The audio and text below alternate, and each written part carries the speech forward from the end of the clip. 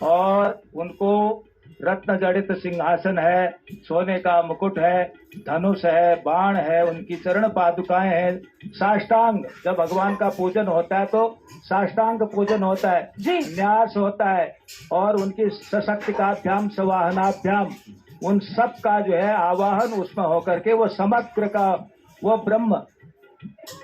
बहुत बहुत सुंदर तरीके से आप यहाँ पर बात रख रहे हैं। आचार्य शिव योगी जी भी वहाँ पर मौजूद है। आचार्य शिव योगी जी, ये प्रभु श्री राम के बाल रूप की मनमोहनी तस्वीर, ये प्रभु श्री राम के दर्शन जो एबीपी न्यूज के दर्शक एबीपी न्यूज के माध्यम से कर रहे हैं, इस मनमोहनी स्वरूप पर पहले अपने विचार रखिए।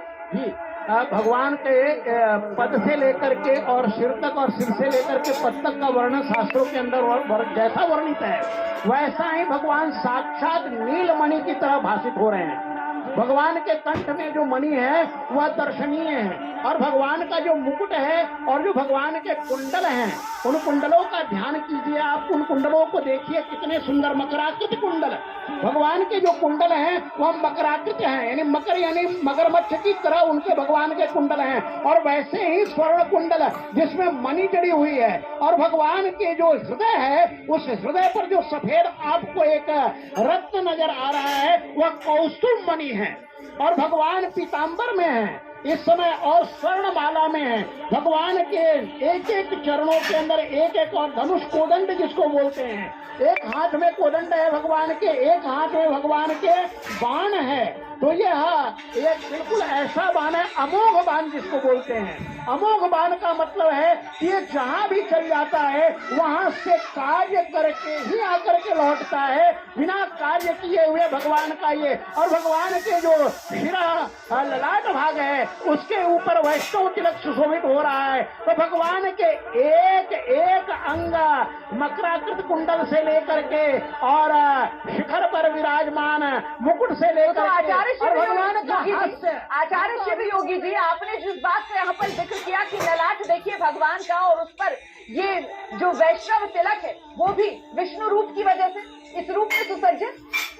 भगवान का मुखमंडल इतना सुंदर है, इसको बोलते हैं सितम सितम हसितम लसितम, यानी भगवान का ये जो हास्य है ये मुस्कान है, ये जोर से हास्य नहीं है, ये अच्छा हास्य नहीं है। हास्य के 10 प्रकार होते हैं, और 10 प्रकार में से जो सबसे सत्वगुणी हास्य है वो भगवान के मुखमंडल पर नजर आ रहा है। भगवान के नेत्रों से जो ज्योति प्रसरित हो रही है वो सारे लोक को प्रकाशित हो रही है। भगवान के मणि से जो ज्योति निकल रही है वो सारे ब्रह्मांड को प्रकाशित कर रही है। और कौस्तुभ मणि की विशेषता समझ लीजिए, कौस्तुभ मणि के अंदर छेद नहीं है, छिद्र नहीं है, वह भगवान के हृदय स्थल पर अपने आप चिपका रहता है। जहाँ पर श्री जी का निवास है वहीं पर कौस्तुभ मणि का निवास है। भगवान के हृदय में श्री जी हैं, भृगुलता है, और उसके ऊपर भृगुलता को बहुत कम लोग समझते हैं। भृगु जी ने जो लत्ता प्रहार किया था वह छाप भी भगवान के हृदय में है। भगवान आभूषण से और इस समय माला से ऐसे ढकते हैं, इसलिए भगवान के बहुत से जो लक्षण है वो हमें दिखाई नहीं पड़ रहा है, लेकिन भगवान सबको निहार रहे हैं और वैष्णव तिलक के द्वारा सारे ब्रह्मांड को देदीप्यमान कर रहे हैं। और भगवान का ऐश्वर्य रातों दिन भक्तों के प्रेम के कारण बढ़ रहा है, यह देखने लायक है। और लीजिए, अब पर्दा हटा दिया गया है, प्रभु श्री राम के दर्शन अब सभी कर सकते हैं। एबीपी न्यूज के माध्यम से रामलला के दर्शन कीजिए।